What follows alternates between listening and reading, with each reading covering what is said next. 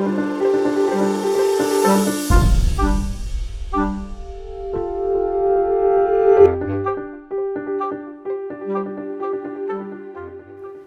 Chinese economy is slowing.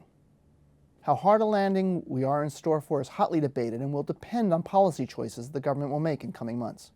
Here are 3 things to know about China's growth prospects. The first thing to know is that Chinese growth is vitally important for the global economy. The IMF has estimated that each percentage point decline in Chinese growth reduces global growth by about 1/10 of a percentage point. That's not a catastrophic shock, but it still matters. China's trading partners, such as Taiwan and Korea in the region, commodity exporters globally, and major manufacturers such as Germany, will be the most affected. We've already seen the knock-on effects of lower Chinese growth through lower commodity prices and weaker financial markets globally. The Chinese government has a growth target of 7.5%, and recent data points to growth in this range.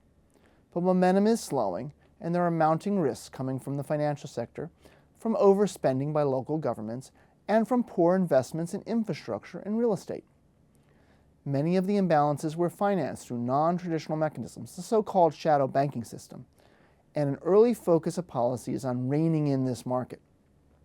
The government has substantial fiscal resources and large foreign currency reserves on which it can draw to address these risks, but the scope for easing measures is diminishing. The second thing you should know is that China's fundamental challenge is to rebalance its economy over the longer term, away from an export-oriented economy to a new growth model that is more consumption-driven, broad-based, and environmentally sustainable. The Chinese government understands the need to make this transition, but seems unsure how to get there.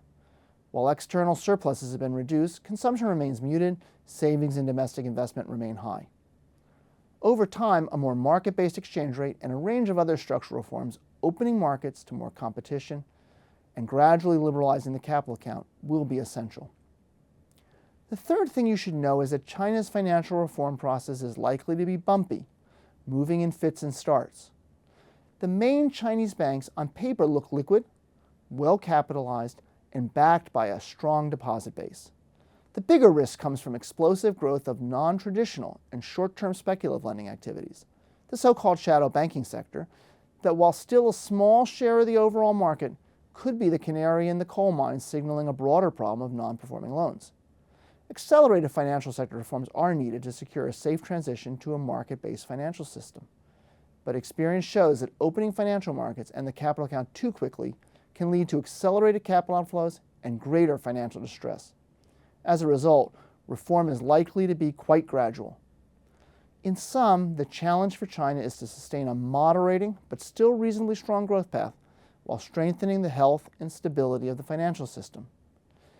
Neither extreme visions of China rising or of imminent collapse are likely to be the case, but how China deals with these challenges will have a lot to say about its economic prosperity and its role in the world economy.